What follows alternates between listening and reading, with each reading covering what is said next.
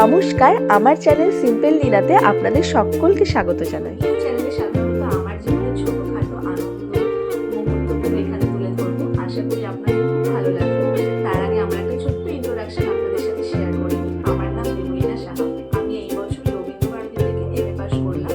আমি ছোট থেকে জয়েন্ট ফ্যামিলিতে বড় হয়েছি। আর বেশি কিছু বলছি না, আশা করি ভিডিও দেখতে দেখতেই আপনারা সবকিছু জেনে যাবেন। তো আমি মনে করি কোনো শুভ কাজ শুরু করার আগে মায়ের মা বাবার আশীর্বাদ, ফ্যামিলির সকলের আশীর্বাদ আর ভগবানের আশীর্বাদ ভীষণভাবে জরুরি।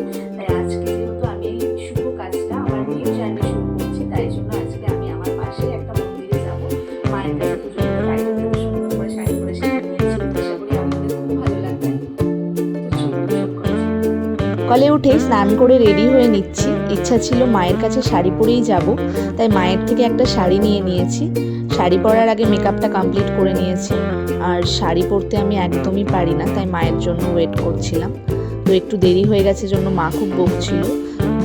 তো সেটা তো আপনারা চোখ মুখ দেখেই বুঝতে পারলেন। তো যাই হোক, এবার ঝটপট রেডি হয়ে নিই।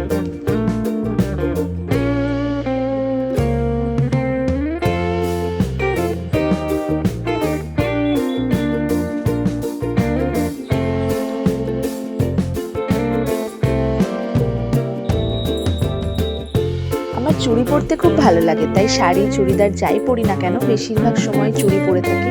তাই মেলা বাজার থেকে প্রচুর চুড়ি কিনিও।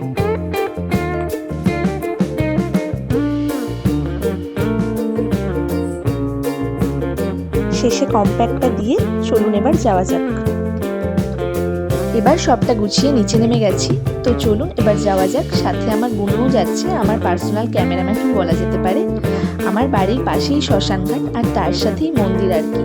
সেখানে বাবা মা রাধা গোবিন্দ সব ঠাকুরই প্রতিষ্ঠিত। আশা করি আপনাদের খুব ভালো লাগবে। আপনাদের সবটা ঘুরে দেখাবো। সকালবেলা এইরকম পবিত্র হয়ে গিয়ে মায়ের সামনে দাঁড়ালে হয়তো আলাদাই একটা শান্তি ফিল হয়, যার জন্য নতুন করে আর কিছু করতে হয় না। আর এই যে আমার ছোট্ট সোনা, আরও প্রচুর ডাকনাম, তাই পার্টিকুলার কোনো ডাকনামে ওকে সবসময় ডাকা হয় না। মায়ের আসন, তাতে কি সুন্দর পদ্ম ফুলের ডিজাইন করা আছে দেখুন, আর যার উপরই মা স্বয়ং প্রতিষ্ঠিত।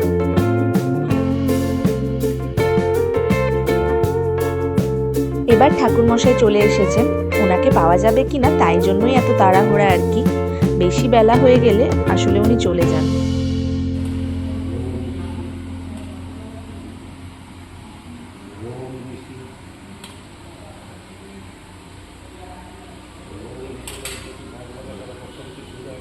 পাশেই আপনারা যে খাট দেখছেন, সেখানেই মাকে রাতে শয়ন দেওয়া হয়, আর সামনেই মায়ের জন্য ফ্যান। এই সব কিছু মিলিয়েই হলো মায়ের ঘর। আর তার সাথে বাবা ভোলেনাথ তো রয়েইছেন। ঠাকুরমশাই খুব নিষ্ঠার সাথে আমাদের পুজোটা দিয়ে দেন, আর আমাদের সাথে অনেক গল্পও করেন। যাই হোক, আমাদের অঞ্জলি দেওয়া কমপ্লিট। এবার ভক্তি ভরে মাকে প্রণাম করার পালা।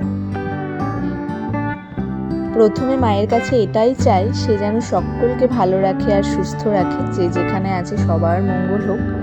আর নিজের জন্য শুধু এটুকুই চাইবো, সে যেন সব সময় মাথার উপর হাতটা রাখে, ব্যাস, আর কিছুই চায় না। আর জীবনের বাকি লড়াইটা নিজেকেই লড়তে হবে, এটা আমার জীবনের এক্সপিরিয়েন্স থেকে বলছি। শুধু তোমরা পাশে থাকলেই হবে, যাতে জীবনে অনেকটা দূর যেতে পারি। এবার বুনু গেছে মায়ের কাছে। বুনুকে এটাই বললাম, সে যেন আগে মায়ের কাছে এটাই চাই, যেন ফোন দেখার নেশাটা একটু কম করতে পারে, আর পড়াশোনায় যেন ভালোভাবে মন দিতে পারে। আমরা মোটামুটি 12টার দিকে মায়ের কাছে গিয়েছিলাম। 12টার মধ্যে মায়ের ভোগ দেওয়া হয়ে যায়, তাই ঠাকুরমশাই আমাদের জন্য একটু ভোগ প্রসাদ এনে দিয়েছিলেন। এখানে আছে অন্ন, ডাল, আলু ফুলকপির তরকারি আর সন্দেশ। যে কোনো প্রসাদেই এতটা তৃপ্তি, যেটা অন্য কোনো যত ভালো খাবারই হোক না কেন হয়তো এই ফিলটা হয় না। ভালো আছে প্রসাদ, ভোগ প্রসাদ। হাত ধুয়ে আমাদের পুজোর প্রসাদের সন্দেশটাও একটু খাই। এবার চলুন আপনাদের পুরো মন্দিরটা ঘুরে দেখাই।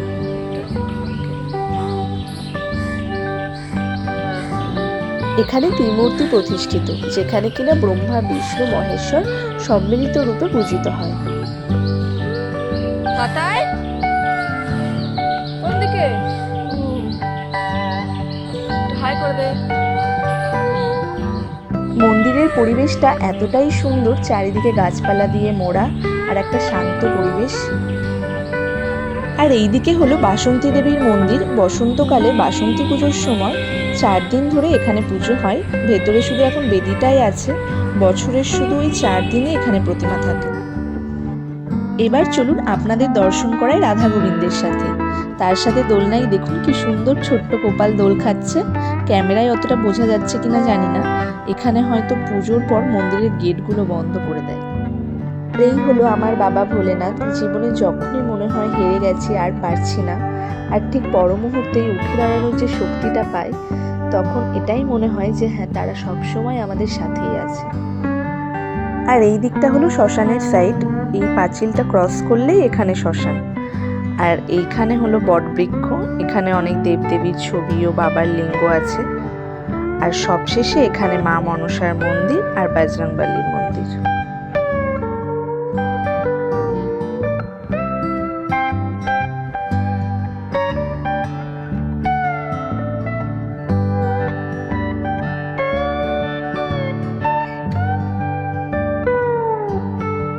এবার সব ঠাকুর প্রণাম করে মন্দিরে অনেকেই ছিলেন, তাদের প্রসাদ দিই।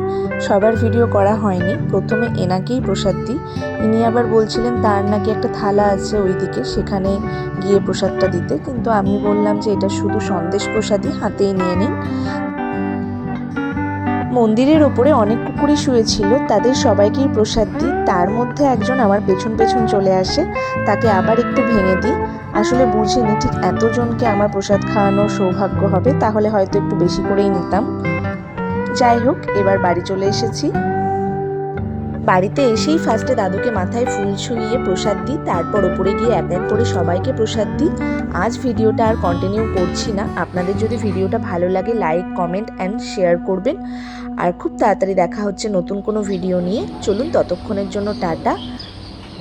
আর ও হ্যাঁ, শেষে আমার শাড়ি পরে কিছু ভিডিও ক্লিপ নিয়েছিলাম আর কিছু পিক তুলেছিলাম, সেগুলো অ্যাড করে দিলাম।